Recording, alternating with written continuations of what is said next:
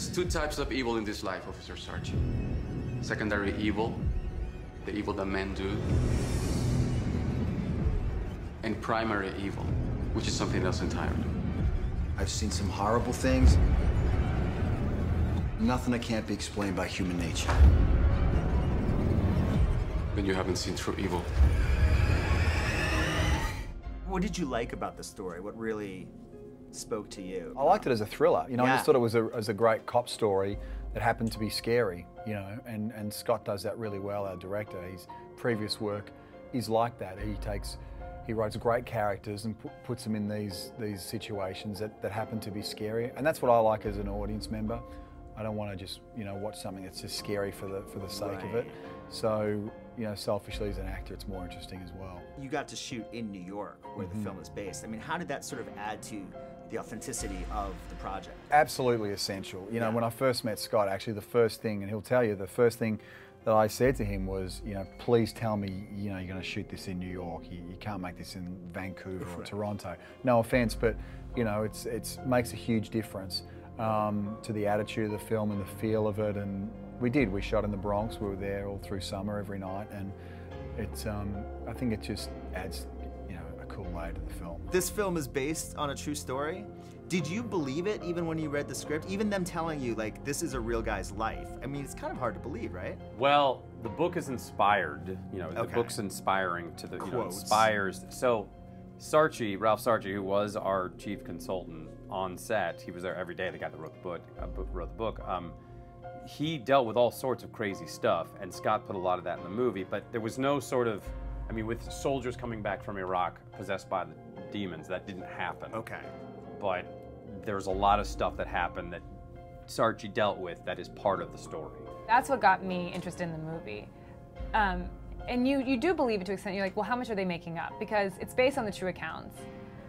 But what are they taking and what are they exaggerating? But then I actually got to see the real footage from the exorcism, and it is so intense. It's the real VHS tapes, and Eric had seen it and couldn't sleep for 3 weeks. So immediately I wanted to watch it. And I watched it, and I could only watch like 4 minutes before I turned it off. You had to turn it off. It was the scariest thing I've ever, because it's real footage.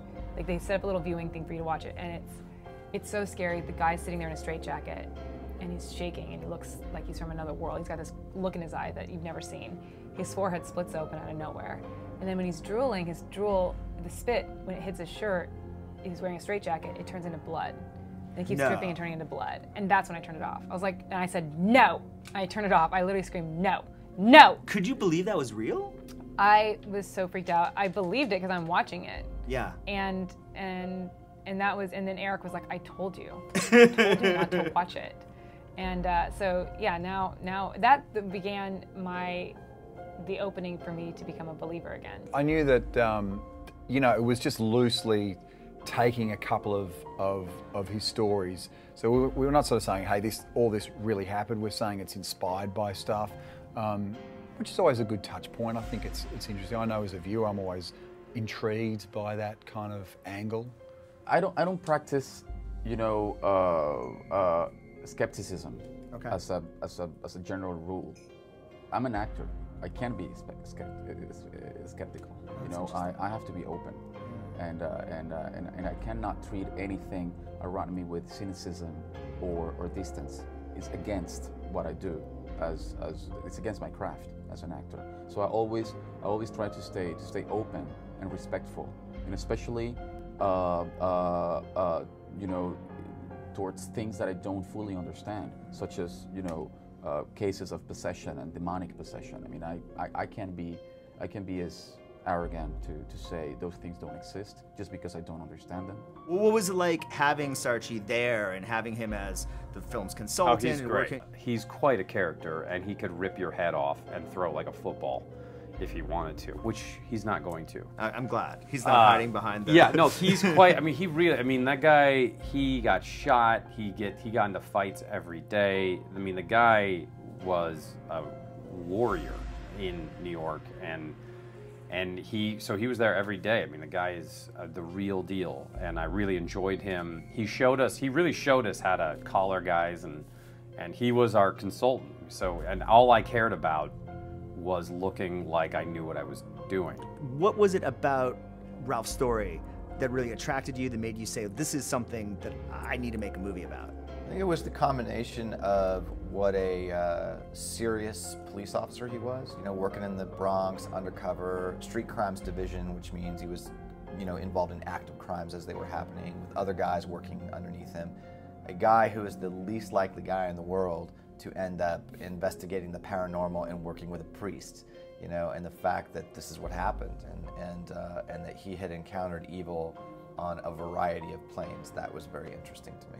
And Ralph, how did it feel to be on a Hollywood set and be helping these guys as a consultant, telling your own story? Well, I had a job to do, and that's the way I approached it. You know, I concentrated specifically and narrow to police procedure. Everything else I paid no attention to. My hardest problem is trying to kill the ego. I spent 15 years trying to kill my ego, and this film is not good. How important was it to have Ralph involved in the project? Because I know he was actually a consultant on the set. Well, we do that in all our movies. Okay. It's really important for us to have the real people there. With Top Gun, we had actual Top Gun pilots. You know, with all the movies, even with Pearl Harbor, we had people who were there who worked with us, and Black Hawk Down, we had the real Delta Force commander with us all the time, and the man who flew the helicopters and commanded the helicopters, he was there with us. So we always have somebody who's, whether it's a fantasy, even on Pirates, we had historians work with us to tell us what we were doing right and wrong. So that's something for our productions is very important. When you're looking for a project to produce, I mean, what are some of the criteria you're looking for? I mean, what makes a great movie? I don't know what makes a great movie. You've made so many. How do you not know? All I want to know is what I want to see. That's all I can tell you, and that's what I base everything on. Is this a movie I want to spend $10 or $12 to go see, and then we'll try to get it made. That's what the criteria you kind of use. It's the criteria. It's the same criteria an audience uses. Yeah. When they go online and decide what they want to watch or what they want to see, they make a choice. I do the same thing.